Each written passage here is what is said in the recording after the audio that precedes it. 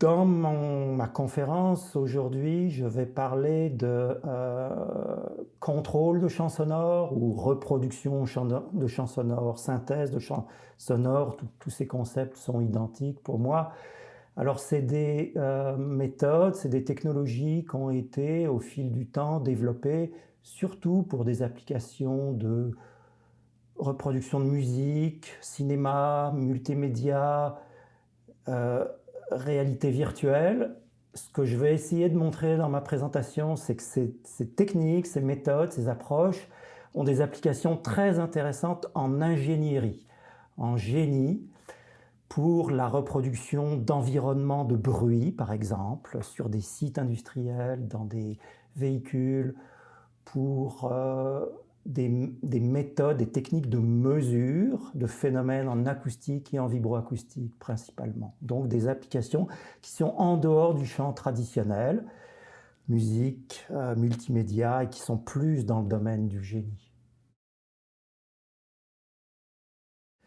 Alors le contrôle, ce qu'on appelle contrôle de champ sonore, sound field control en anglais, c'est un sujet de recherche qui est émergent, qui est riche, qui est très actif dans différentes communautés d'ingénieurs plus concernés par l'audio ou d'acousticiens. On peut penser à des applications qui commencent à sortir des laboratoires comme le multizone sound, des zones d'écoute personnalisées pour des espaces publics, pour les véhicules, dans les autos.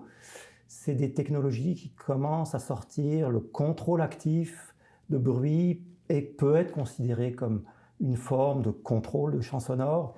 Donc c'est des applications qui sont potentiellement très intéressantes là, et qui, au fil des années, sortent tranquillement des laboratoires pour trouver des applications commerciales, pratiques dans la vie de tous les jours.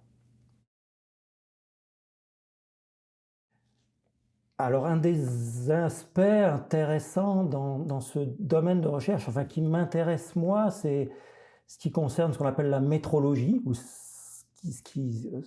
La métrologie, c'est les techniques de mesure.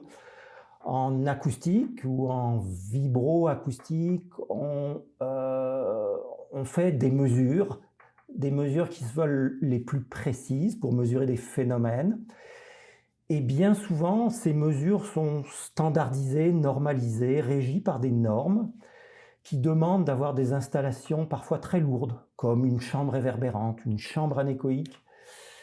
Et pour ces applications de métrologie, de mesure, je pense personnellement que ces techniques de contrôle de champs sonores ont le potentiel de pouvoir à terme se débarrasser de ces infrastructures très très lourdes, très coûteuses, très complexes, pour faire des mesures aussi précises, mais avec des moyens beaucoup plus légers.